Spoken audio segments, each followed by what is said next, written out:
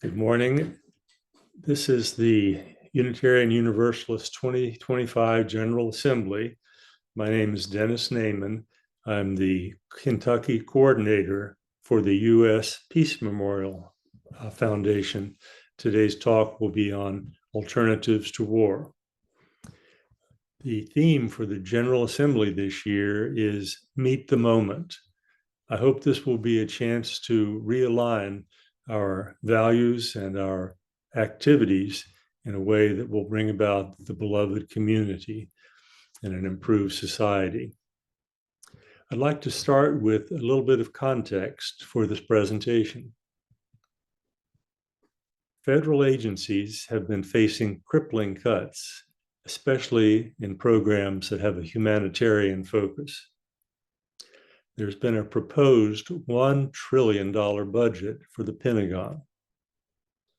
This is the highest level of defense spending since World War II. In the words of the Quincy Institute for Responsible Statecraft, this is completely unnecessary. Almost the only beneficiaries are going to be weapons manufacturers. And for consumers like us in the UU fold, we're most concerned with the effect of this kind of military buildup on the environment. The US Department of Defense is the world's single largest consumer of oil, and as a result, one of the world's top greenhouse emitters. The Cost of War Project is one of the U.S. Peace Memorial Prize winners from 2022. Their research indicates that thousands of U.S. service members have died in combat and have thousands of civilian contractors as well. Many have died later on from injuries and illnesses sustained in the war zones. Hundreds of thousands of soldiers and contractors have been wounded and are living with disabilities and war-related illnesses.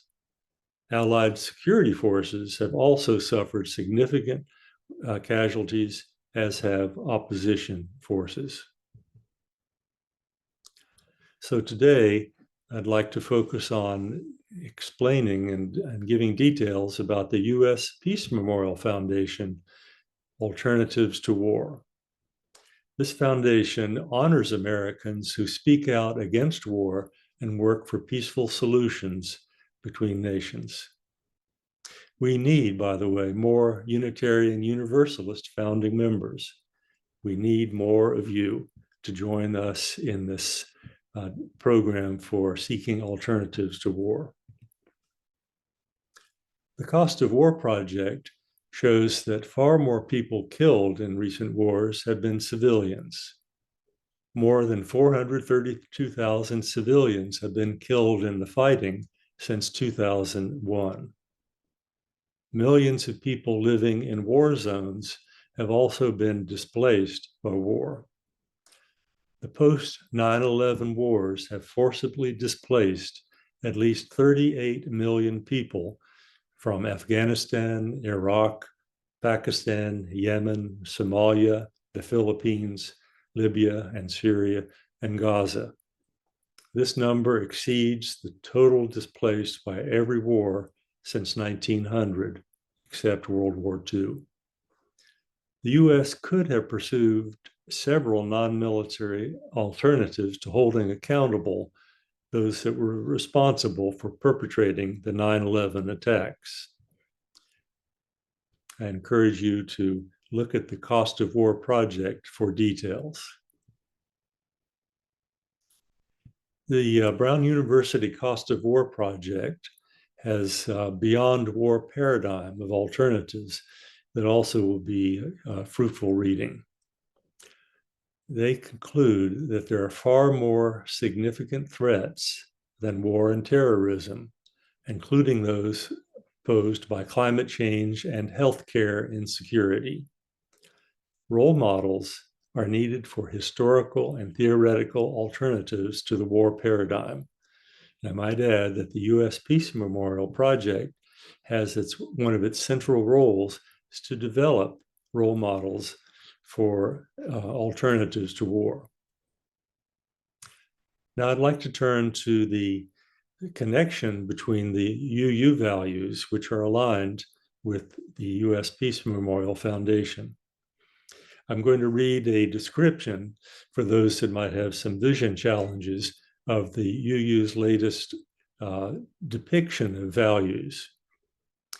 This image that you're about to see is of a chalice with an overlay of the word love over the flame, with 6 outstretched arms that create a circle around each of the core values and form a 6-petal flower shape. Each arm is a different color, and clockwise they are interdependence, orange, equity, red, transformation, purple, pluralism, blue, generosity, green, and justice, yellow. You can see in this depiction a beautiful flower shape that highlights our UU values that are based on previous renditions of our values. And certainly hope that you'll refer to those as you develop your understanding of this connection. Let's get to the subject.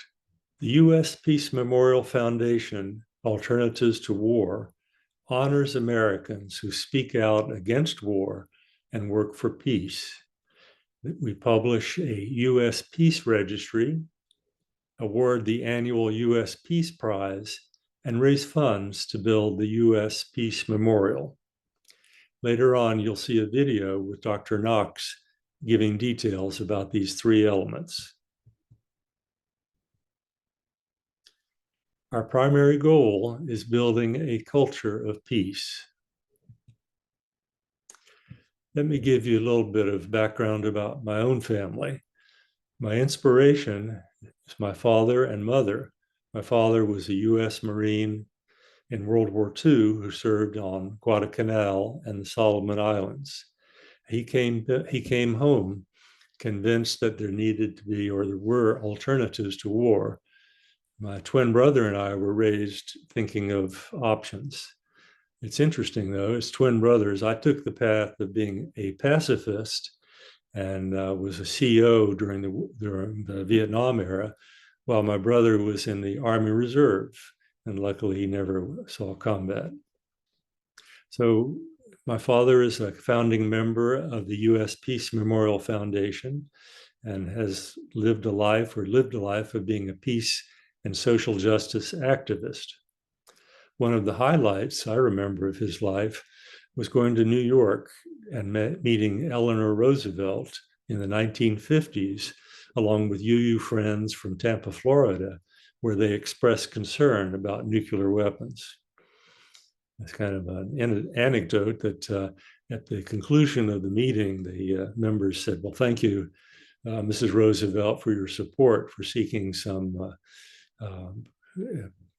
actions against about nuclear weapons.